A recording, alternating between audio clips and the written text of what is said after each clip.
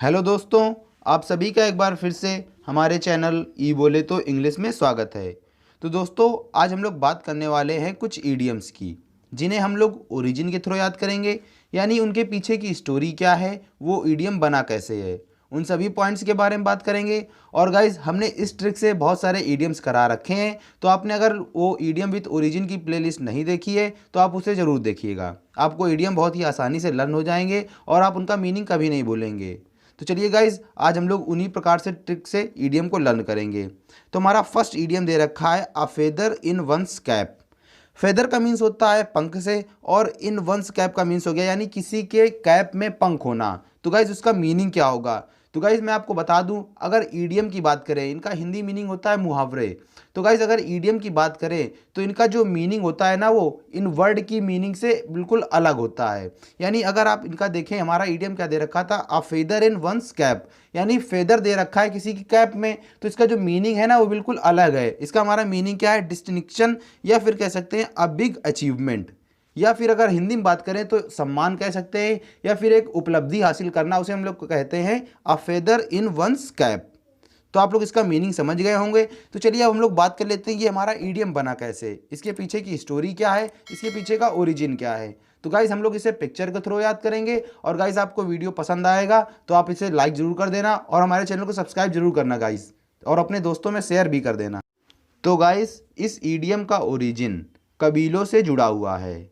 और गाइज, अगर आपने पुरानी मूवीज़ में या फिर कहीं पर भी आपने देखा होगा जहाँ पर कबीले बने होते थे।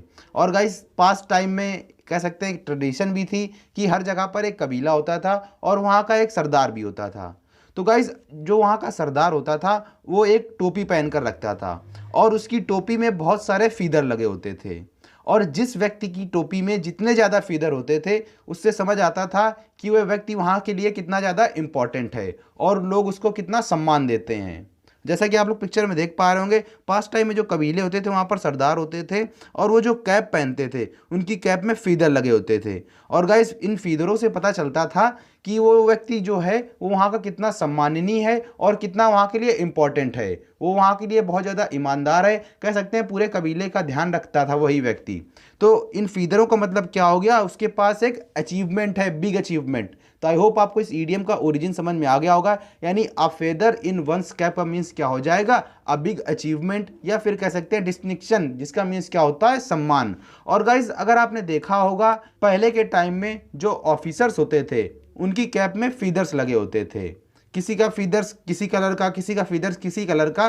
तो गाइज, उन फीदर्स से पता लगता था कि वो जो ऑफिसर है वो कितना ज़्यादा अचीवमेंट है उसके पास, वो कितना ज़्यादा हाई लेवल पर है। तो गाइज, जो फेदर लगे हैं ना उसकी कैप में, वो क्या बता रहे हैं कि वो उसके पास एक बिग अचीवमेंट है और वो बहुत ज़्यादा सम्माननीय है। तो चलिए गाइज, इस ईडियम का एक एग्जाम्पल भी देख लेते हैं। The Nobel prize added a feather in Tagore's cap, यानी नोबल प्राइज मिलने से टैगोर और सम्माननीय हो गए, उनके पास एक अचीवमेंट आ गई और वे और ज़्यादा क्या हो गए? सम्माननीय हो गए। तो चलिए गाइज, हम लोग अपने नेक्स्ट ईडियम की बात कर लेते हैं, जो कि दे रखा है ए लॉयंस शेयर, जिसका मतलब होता है ग्रेटेस्ट शेयर, यानी जो सबसे बड़ा भाग होता है उसे हम लोग कहते हैं ए लॉयंस शेयर।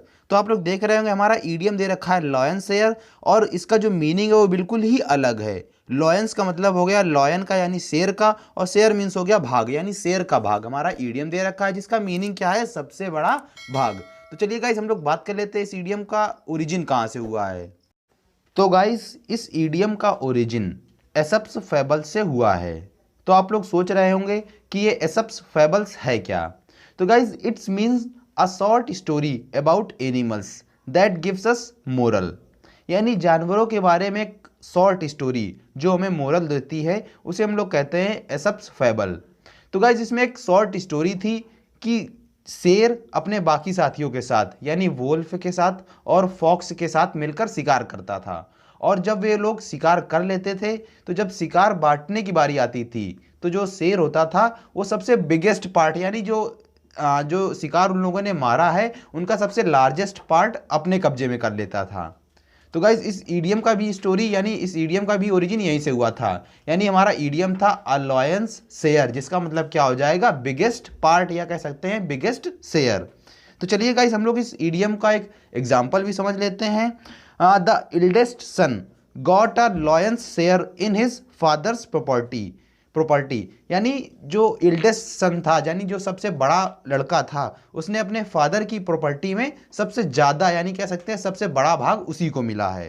तो आई होप आपको ईडियम समझ में आ गया होगा। तो चलिए गाइस हम लोग अपने नेक्स्ट ईडियम की बात कर लेते हैं, जो कि दे रखा है ए हॉर्नेट्स नेस्ट, जिसका मीनिंग होता है कॉज ऑफ ट्रबल, यानी जो परेशानी का कारण होता है उसे हम लोग कहते हैं ए hornets nest.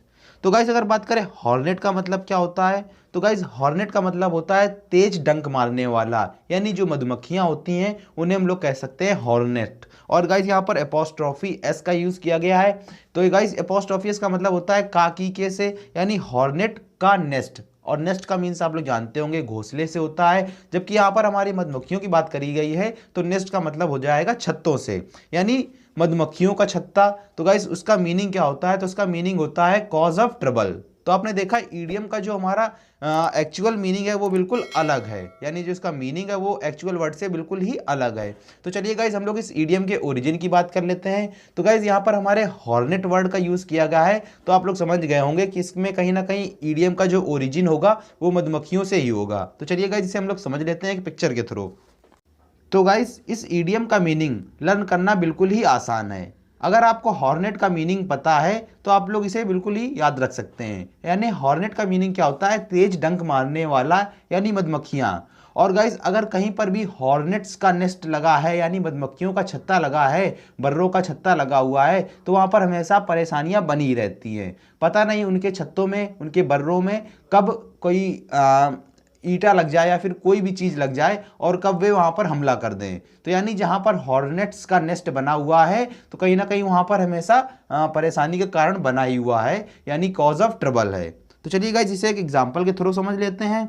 Banking the dishonest minister has become a hornets nest for the prime minister, यानी बेईमान मंत्री का समर्थन करना प्रधानमंत्री के लिए परेशानी का कारण बन गया। तो आई होप आपको इस ईडियम का ओरिजिन भी समझ में आ गया होगा और मीनिंग भी समझ में आ गया होगा और एग्जाम्पल भी समझ में आ गया होगा। तो गाइज अगर आपने अभी तक हमारे चैनल को सब्सक्राइब नहीं किया है तो प्लीज़ सब्सक्राइब जरूर करना और अपने दोस्तों में शेयर जरूर करना। चलिए दोस्तों, जय हिंद जय भारत।